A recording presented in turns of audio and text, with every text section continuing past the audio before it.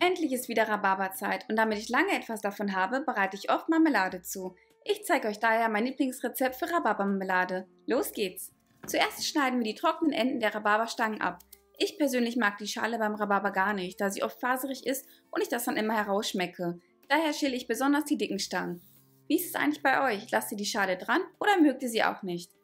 Die Stangen schäle ich ganz einfach, indem ich mit einem Messer am Ende der Stange ansetze und dann die Schale zwischen Finger und Messer halte, um sie dann abzuziehen. Das geht wirklich einfach. Das mache ich dann mit allen Stangen. Bei den dünneren Stangen finde ich es gar nicht schlimm, etwas Schale dran zu lassen. Nachdem ich die Enden der Rhabarberstangen abgeschnitten und die Schale entfernt habe, spüle ich die Stangen unter fließendem Wasser einmal gründlich ab. Ich reibe sie auch mit den Fingern etwas, um die letzten Fasern oder Schmutzreste zu entfernen. Sobald die Rhabarberstangen sauber sind, halbiere ich sie und lege sie dann zusammen auf ein Brett, um sie dann in kleinere 1 cm Stücke zu schneiden.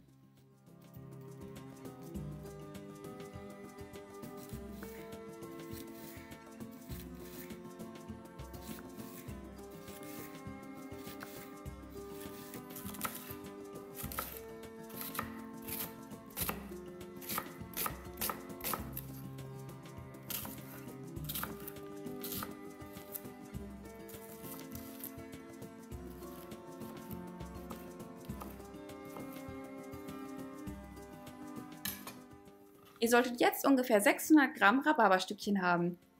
Diese gebe ich dann in einen 2 Liter Topf.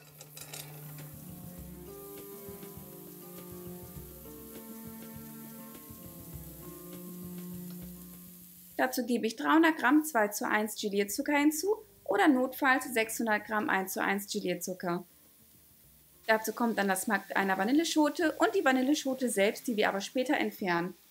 Alles auf höchster Stufe einmal kurz aufkochen.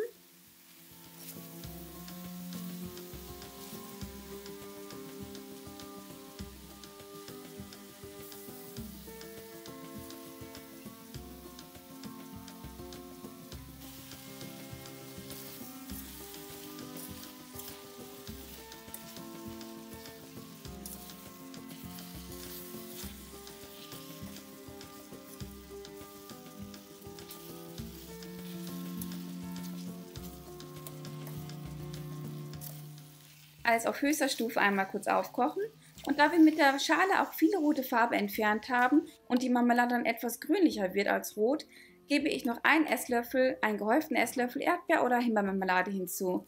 Das gibt eine schöne Farbe und verbessert gleichzeitig auch den Geschmack.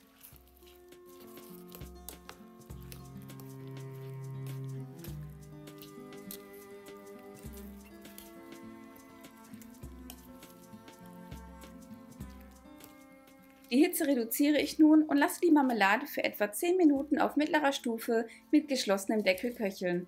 Behalte den Topf aber im Auge und rühre gelegentlich um, damit die Marmelade nicht anbrennt oder überkocht.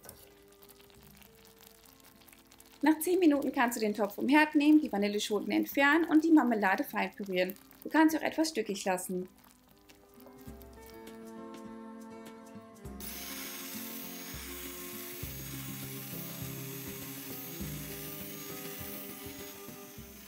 Lasse die heiße Marmelade etwas abkühlen, bevor du sie dann in sterilisierte Gläser füllst. Stelle sicher, dass die Gläser sauber und trocken sind, bevor du die Marmelade einfüllst. Marmelade abkühlen lassen und genießen. Falls dir dieses Video gefallen hat, würde ich mich über einen Daumen hoch freuen. Viel Spaß beim Nachkochen und bis bald!